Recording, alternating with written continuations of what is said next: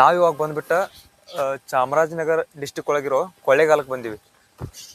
ಹಂಗೆ ಹೋಗತ್ತಿದ್ವಿ ಇಲ್ಲಿ. ಬಟ್ ಇಲ್ಲೊಬ್ರು ಅಂಕಲ್ ಏನೋ ಮಾಡತ್ತಾರ, ಬಟ್ ನಮ್ಗೆ ಏನು ಮಾಡತ್ತಾರ ಗೊತ್ತಿಲ್ಲ. ಇಲ್ಲಿ ಭಾಳಷ್ಟು ಹದ್ದುಗಳಾಯ್ತು, ಭಾಳಷ್ಟು ಪಕ್ಷಿಗಳಾಯ್ತು ಬಂದು ಅವು ಏನೋ ತಿನ್ನತ್ತಾವು. ಏನು ತಿನ್ನತ್ತಾವ ಅಂತೇಳಿ ನನಗೂ ಗೊತ್ತಿಲ್ಲ. ಜಸ್ಟ್ ಅಲ್ಲಿ ಶೋ ಮಾಡು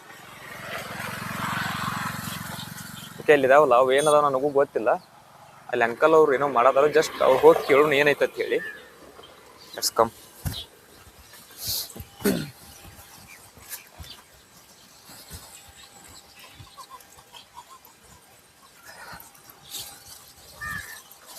ನೀವು ಇದೆಲ್ಲ ಏನ್ ಮಾಡ್ತಿದ್ದೀರಾ ಅಂಕಲ್? ಮೀನಿಗೆ ಫುಡ್ ಮೀನು ಫುಡ್ ಐತ. ಇದು ಯಾವ ಹುಳುಗಳು ಇವು?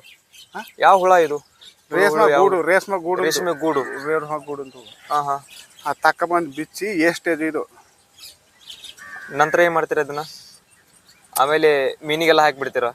ಎತ್ಕೋಗಿ ಮುಗ್ಟ ತುಂಬಿ ಮೀನ್ಗೆ ಹೋಯ್ತ. ಮೀನಿಗೆ ತೂಕ ಅದವ. ತೂಕ ಲೆಕ್ಕ. ತೂಕ 50 ರೂಪಾಯಿ. ತೂಕದ 50 ರೂಪಾಯಿ. 50 ರೂಪಾಯಿ. ಕೆಜಿಗೆ ಎಷ್ಟು ಕೊಡ್ತೀರಾ? 1 ಕೆಜಿಗೆ ಎಷ್ಟು? ಕೆಜಿಗೆ 50 ರೂಪಾಯಿ. ಕೆಜಿಗೆ 50 ರೂಪಾಯಿ. 50 ರೂಪಾಯಿ ನೋಡಿ. ಇದು ಈ ಹುಳ ಕೆಜಿಗ 50 ರೂಪಾಯಿ. ಇದು ಕೆಜಿಗೆ 50 ರೂಪಾಯಿ ಹುಳ ಇದು. ರೇಷ್ಮೆ ಗೂಡಿಂದು ಗೂಡಿನ ಹುಳ. ಅದೆಲ್ಲ ಏನ್ ಮಾಡ್ತೀರಾ?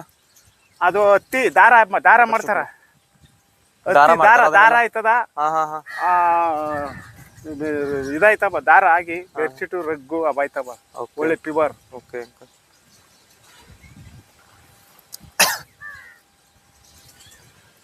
ಅಂಕಲ್ ಅವಾಗಲೆಲ್ಲ ಹೇಳಿದ್ರು, ಇಲ್ಲೆಲ್ಲ ಕಾಣೋದೆಲ್ಲ ರೇಷ್ಮೆ ಹುಳುಗಳ ಗೂಡದ. ಅದ್ರೊಳಗೆ ರೇಷ್ಮೆ ಹುಳುಗಳು ಅದಾವು. ಇದೆಲ್ಲ ಅದು ಯಾವುದೋ ಒಂಥರ ಪ್ರೊಸೆಸ್ ಮಾಡತ್ತಾರ ಅಲ್ಲಿ ನೀರನ್ನೇ ಹಾಕಿ. ಆಮ್ಯಾಗ ಇದೆಲ್ಲ ಐತಲ್ಲ, ಇದೆಲ್ಲ ಬಂದ್ಬಿಟ್ಟು ದಾರ ಇರ್ತೈತಲ್ಲ, ದಾರ ಆಯಿತು, ಹೊಚ್ಗಳು, ಬೆಡ್ಶೀಟ್ ಆಯಿತು, ಅದೆಲ್ಲ ಇದರಿಂದ ರೆಡಿ ಆಗುತ್ತತ್ತ. ಬಟ್ ಅದು ಯಾವ ಥರ ರೆಡಿ ಆಗತ್ತೆ ನನಗೂ ಗೊತ್ತಿಲ್ಲ. ನೋಡಿ,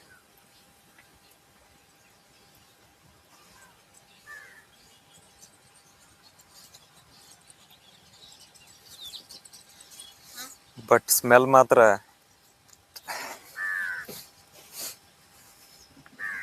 ನೋಡಿಲ್ಲ. ಹದ್ದುಗಳು ಹೆಂಗೆ ಬರತ್ತವ ರೇಷ್ಮೆ ಹುಳು ತಿನ್ನಾಕ.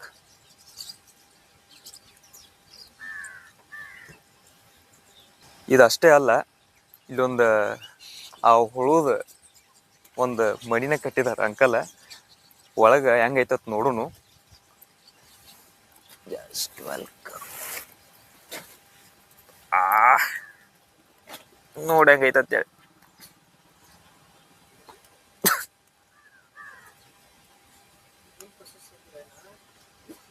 ಇವೆಲ್ಲ ರೇಷ್ಮೆ ಹುಳು. ಇವೆಲ್ಲ ಇದನ್ನೆಲ್ಲ ಈ ಥರ ರೇಷ್ಮೆ ಗೂಡಿದ. ಇವೆಲ್ಲ ಚಿಕ್ಕ ಚಿಕ್ಕ ರೇಷ್ಮೆ ಹುಳುಗಳಿವು.